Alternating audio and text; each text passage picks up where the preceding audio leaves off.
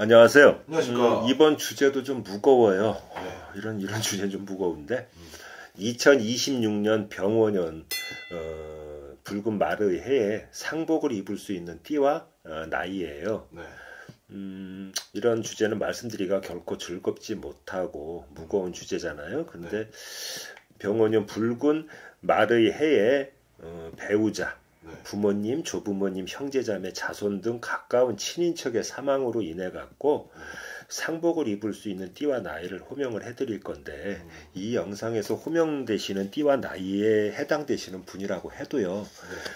100% 모두 상복을 입게 되는 것은 아니기 때문에 너무 큰 걱정을 하시거나 겁먹으실 필요는 없습니다. 다만 이 영상에서 호명되신 띠와 나이에 해당되시는 분 중에 집안에 연로하시고 질병을 앓고 계신 부모님이나 조부모님 또는 형제자매 배우자가 이렇게 중증을 앓고 계신 분이 있다면 미리 어느 정도의 마음의 준비를 하셔서 다가올 이별에 대한 준비를 하시면 좋을 것 같은 그런 취지에서 영상을 찍는 거예요. 뭐 겁주거나 협박하려고 영상 찍는 거 아닙니다. 그리고 자, 그럼 이제부터 2026년 병원년 붉은 말의 해에 운세의 흐름상 상복을 입을 가능성이 상대적으로 큰 띠와 나이를 호명해 드리도록 하겠습니다. 이 띠들한테 또 그냥 미안하네요. 자꾸 나오니까.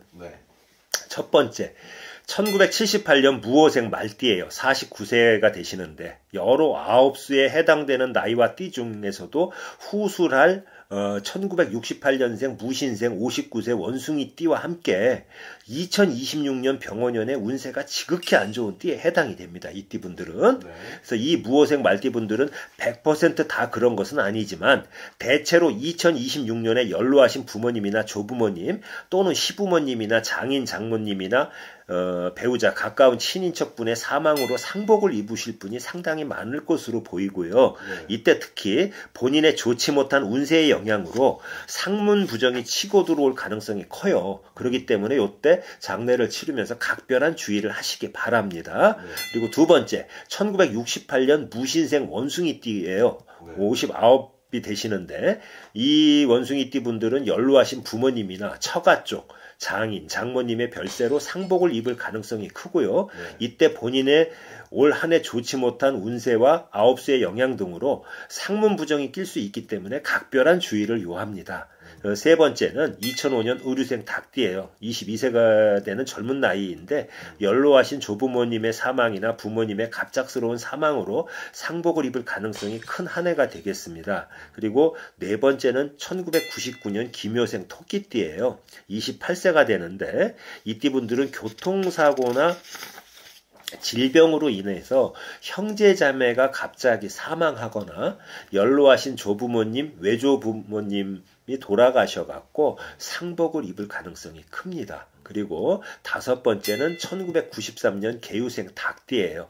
이 띠분들은 2026년에 평소에 건강하셨던 조부모님이나 외조부모님의 사망으로 평소에 건강하셨단 말이에요. 근데 갑작스럽게 돌아가시는 경우 있잖아요.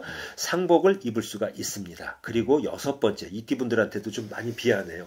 1983년 개생 돼지띠인데 44세가 되죠. 그래서 이 띠분들은 사사수에 해당이 되고 또 삼재에도 해당이 되는데 삼촌, 외삼촌, 이모의 사망으로 인해 갖고 상복을 입는 경우가 많을 것입니다.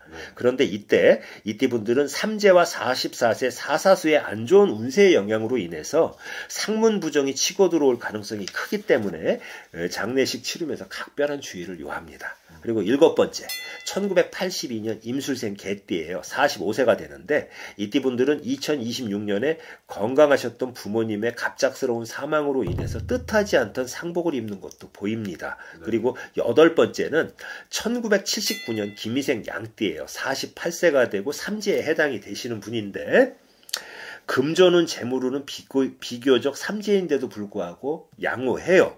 그런데 2026년에 부모님이나 조부모님 또는 형제자매의 갑작스러운 사망으로 인해서 가족과의 이별수가 있어 보입니다.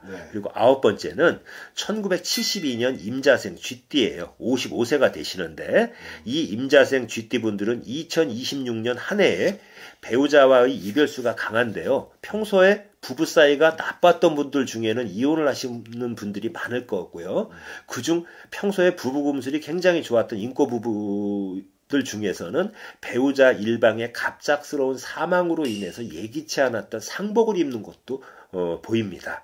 그리고 10번째는 1971년 신해생 돼지띠예요. 삼재에 해당이 되고 56세가 되시는데 이띠분들도 2026년에 삼재인데 이띠분들은 올 한해 배우자와의 이별수가 강하게 치고 들어오는데요.